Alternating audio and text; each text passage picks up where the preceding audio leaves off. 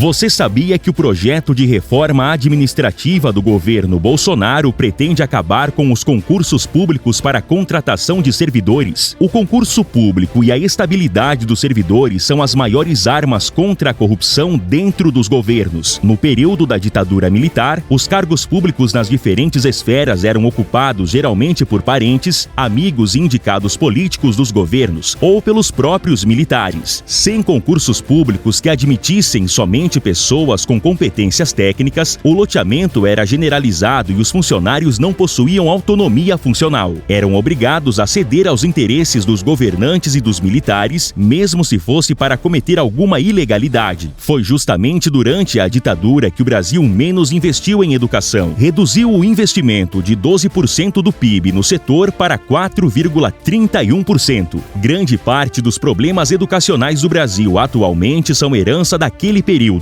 Com a repressão à representação sindical, direitos trabalhistas foram suprimidos e os salários foram ficando congelados, muito abaixo da inflação. Foi nesse período que se estabeleceu a desvalorização dos profissionais da educação e a docência perdeu atratividade. Foi também nessa época que o Estado passou a diminuir sua participação no atendimento à saúde à população e foi substituído aos poucos pela rede privada. Durante a ditadura militar, a participação em iniciativa privada na área da saúde mais do que dobrou de tamanho. O processo só começou a ser revertido pela Constituição de 1988, com a criação do Sistema Único de Saúde, o nosso SUS. Por falar em Constituição, foi ela que tornou o concurso público obrigatório para ingresso na estrutura estatal. Com funcionários cada vez mais qualificados, os serviços foram aprimorados e ampliados, alcançando cada vez mais cidadãos. Ao final da ditadura, em 1985, 81% dos servidores não possuíam ensino superior,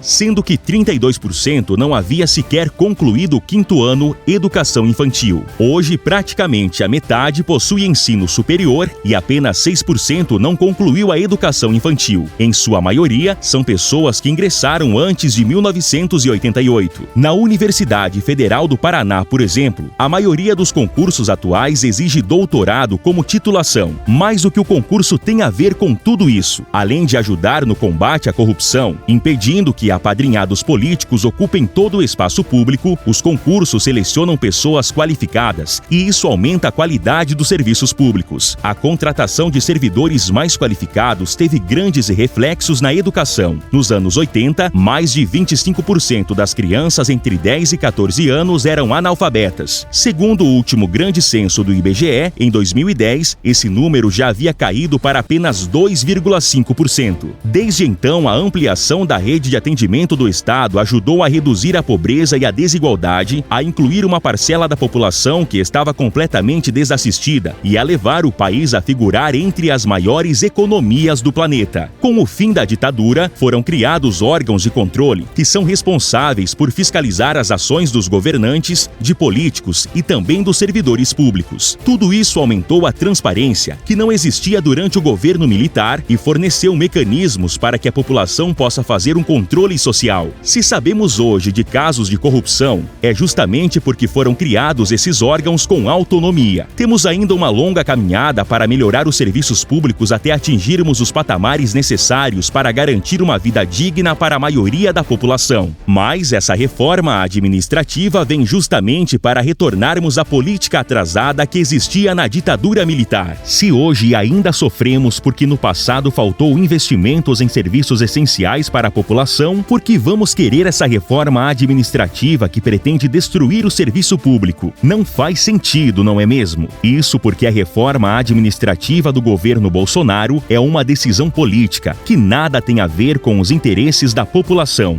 Em um país com tamanha desigualdade social como é o Brasil, os concursos públicos são o meio mais moderno, impessoal e democrático de ingressar na carreira pública. Além disso, eles garantem que os serviços sejam prestados por profissionais com a mais alta qualificação, capacidade técnica e conhecimento, sem distinção de ideologia, religião ou demais escolhas pessoais. Em um país onde grande parte dos políticos ainda são movidos por interesses meramente particulares, o concurso público é um importante avanço promovido pela Constituição Federal, especialmente por ter rompido com os cabides de emprego da época da ditadura militar. Imagine se a cada novo governo os políticos políticos pudessem demitir todos os servidores e colocar parentes, amigos e apadrinhados no lugar, enchendo a estrutura com pessoas sem qualificação técnica, sem comprometimento com a população e sem absolutamente nenhum conhecimento sobre as funções e sobre o funcionamento do poder público. Isso certamente causaria a paralisação de todos os serviços essenciais e transformaria o Estado em um grande balcão de negócios. E aí, você vem na defesa com a gente, na defesa da universidade pública, gratuita, de qualidade e socialmente referenciada? Contamos com você. Compartilhe esse vídeo e nos ajude nessa campanha. A reforma administrativa não é reforma, é destruição.